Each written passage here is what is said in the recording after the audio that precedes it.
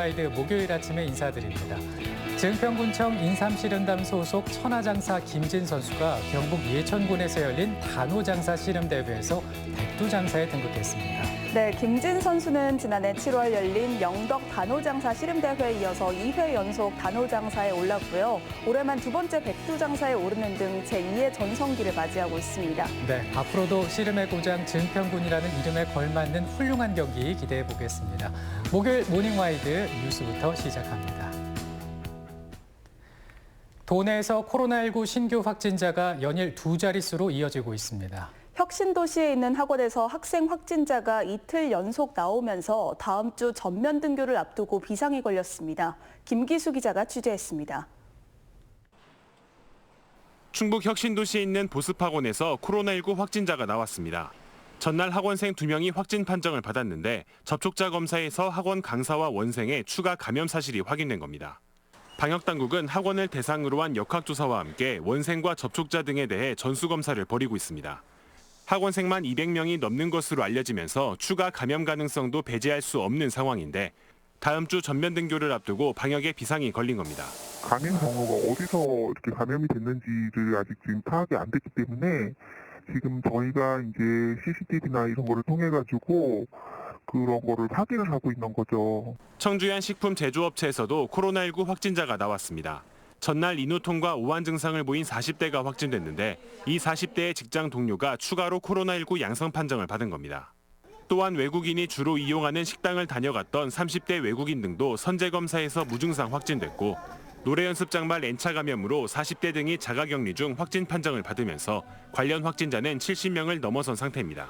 청주시는 노래 연습장에 도우미를 알선한 업주들에 대해 고발까지 검토하고 있습니다.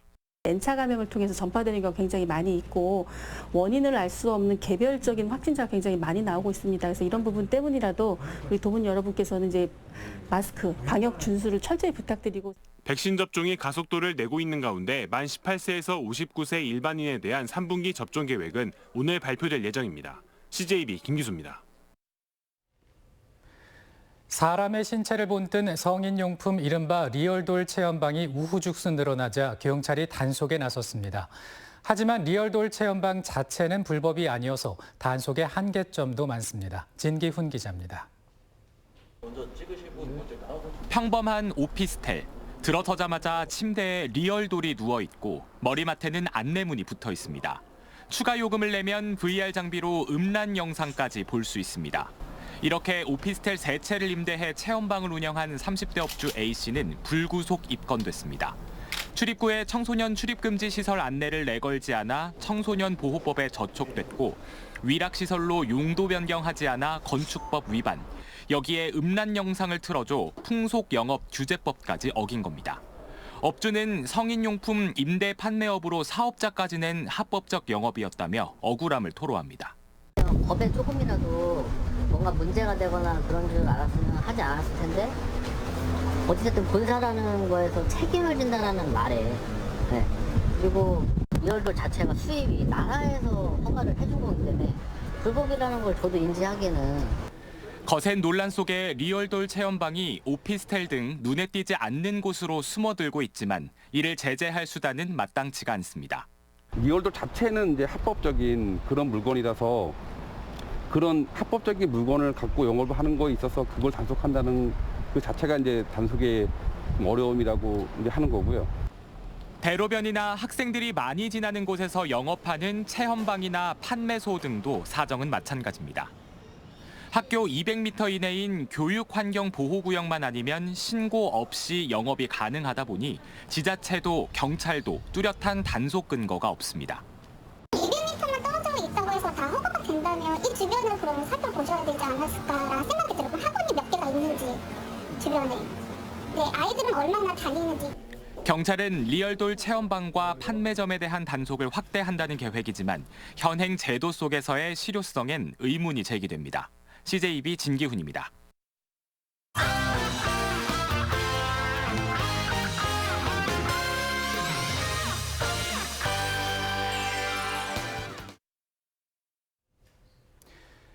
여야가 합의하면서 금방이라도 현실화될 것 같았던 국회 세종의사당 설치가 지지부진합니다. 설계 착수의 전제 조건인 국회법 개정안이 국회 문턱을 넘지 못하고 있기 때문인데요. 최근 국회 상황이 여의치 않는 데다 정치권 주요 의제에서도 밀려난 듯 보여 기대했던 유월내 처리가 불투명해졌습니다. 조윤광 기자입니다. 국회 사무처가 제안한 세종시 국회의사당 예정 부지입니다. 61만 6천여 제곱미터에는 과기 정통위 등 11개 상임위원회와 예결위, 입법조사처, 국회 사무처 등이 들어설 예정입니다. 공사비 등을 합해 1조 4,200억 원의 이전비가 책정됐습니다. 하지만 이미 확보한 기본 설계비 10억 원을 포함해 147억 원의 예산을 한 푼도 사용하지 못하고 있습니다. 여야 의원 3명이 발의한 국회법 개정안이 2달째 국회 운영위원회에 계류 중이기 때문입니다. 이미 여야가 이번 상반기 국회에서 세종시 의사당 건립을 합의한 바 있습니다. 충청권에서는 이춘희 세종시장이 국회 앞에서 이번 달 내 국회법 처리를 촉구하는 1인 시위에 나서는 등 정치권의 결단을 촉구하는 목소리를 높이고 있습니다. 하지만 이번 달 법안 처리를 위해서는 국회 상임위원장 자리를 놓고 대치하고 있는 여야 협상이 먼저 타결돼야 합니다. 공석인 운영위원장과 법사위원장 자리가 채워져야 법안이 상임위를 거쳐 오는 29일과 다음 달 1일 열리는 본회의에 상정될 수 있습니다.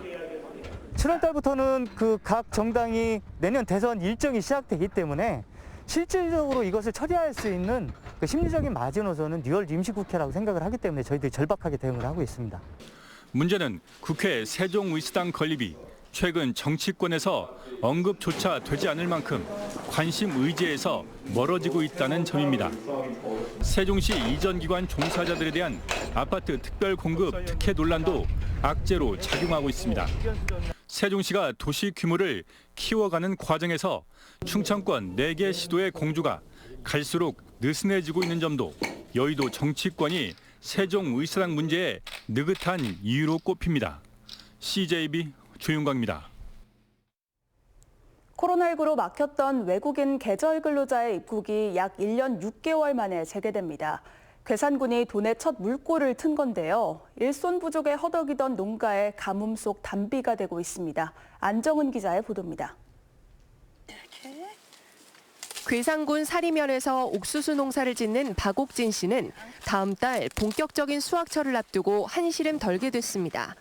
코로나19로 입국이 전면 중단된 외국인 계절 근로자가 투입된다는 연락을 받았기 때문입니다.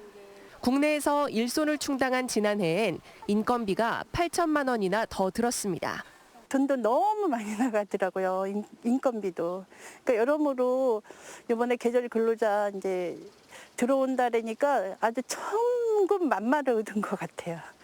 괴산군에 코로나19로 막혔던 외국인 계절 근로자의 입국이 재개됐습니다. 우즈베키스탄인 75명으로 약 1년 6개월 만에 하늘길이 다시 열린 겁니다. 도내에서 필요로 하는 외국인 계절 근로자는 약 1,050여 명으로 이 중 괴산군이 가장 많은 30%를 차지하고 있습니다.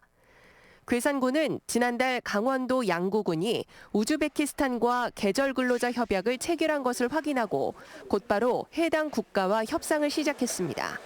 근로기간 중 확진 시 본국 이송 비용과 2주간 자가격리 비용을 괴산군이 전액 부담하기로 하면서 인력 확보라는 결실이 맺어졌습니다.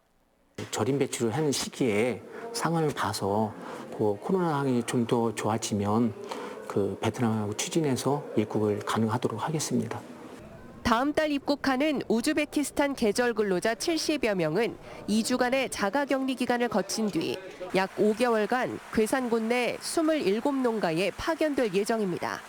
CJB 안정은입니다.